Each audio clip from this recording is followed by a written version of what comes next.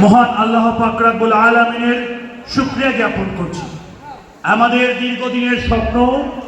দীর্ঘদিনের যে স্বপ্ন আমরা বুনেছি, যদিও পূর্বে আমরা ইঙ্গিত পেয়েছি, বাট আনুষ্ঠানিকভাবে গত পরশুদিন আমাদের কাঙ্ক্ষিত প্রার্থী, কেন্দ্রীয় নির্বাহী কমিটির অন্যতম সদস্য, বাংলাদেশ জাতীয়তাবাদী দল বিএনপির মনোনীত একমাত্র ধানের শীষের প্রার্থী জনাব আলহাজ মুজিবুর রহমান চৌধুরী হাজী মুজিব সাহেবকে অফিসিয়াল ভাবে ঘোষণা করেছে। আমরা সবাই একবার বলি আলহামদুলিল্লাহ। সম্মানিত উপস্থিতি, আজকে মহান জাতীয় বিপ্লব এবং সংহতি দিবস উপলক্ষে আজকের যে আলোচনা সভা, আনন্দ র্যালি পরবর্তীতে যে আলোচনা সভা, উক্ত সভার সম্মানিত সভাপতি, প্রধান অতিথি এবং বিশেষ অতিথিবৃন্দ সবাইকে শ্রীমঙ্গল উপজেলা বিএনপির পক্ষ থেকে অভিনন্দন এবং শুভেচ্ছা জানাচ্ছি। আমি দেখতে পাচ্ছি যাদেরকে নিয়ে আমরা আন্দোলন করেছি, এই শ্রীমঙ্গল উপজেলার ৯টি ইউনিয়নের বিএনপির নেতৃবৃন্দরা আমাদের অডিয়েন্সের সামনে বসা আছে। আমরা এখানে চেয়ারে বসে আছি।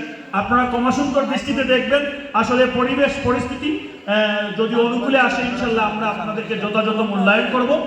এবং একটি কথা বলবো, আজ জাতীয় বিপ্লব এবং সংহতি দিবস। এইটা ৭৫ পরবর্তীতে বাংলাদেশের জন্য একটি কিংকর বিমূঢ় অবস্থায় ছিল। পাল্টা অভ্যুত্থানের পর পাল্টা অভ্যুত্থান। একটা সময় শহীদ প্রেসিডেন্ট জিয়াউর রহমানকে নিজ গৃহে বন্দী করা হয়েছিল। এই দেশের সিপাহী সাধারণ জনতা সূর্য ওঠার পূর্বে সুবহে সাদিকের মধ্যে এই ব্যারাক ভেঙে এই ভারতীয় তাবেদারি সরকারকে যারা প্রতিষ্ঠা করতেছিল, সেই নীল নকশার প্রেক্ষাপট ভেঙে ঢাকার মুক্ত বাতাসে শহীদ প্রেসিডেন্ট জিয়াউর রহমানকে মুক্ত করেছিল।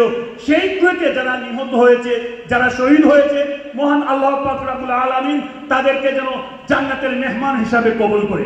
প্রিয় বন্ধুগণ,